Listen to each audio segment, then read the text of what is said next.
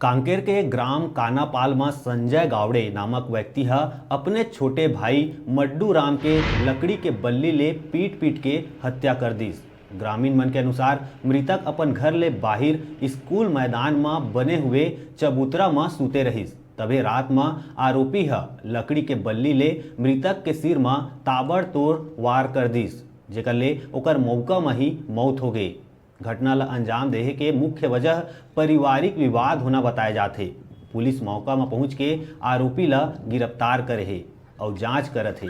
ग्रामीण मन बताइन कि संजय गांव में घूम घूम के गायता के काम करथे, जबकि मड्डू राम काम कर परिवार ला चलात रहिस, जेकर कारण कई दिन ले दोनों भाई मन के बीच लड़ाई झगड़ा होवत रहिस।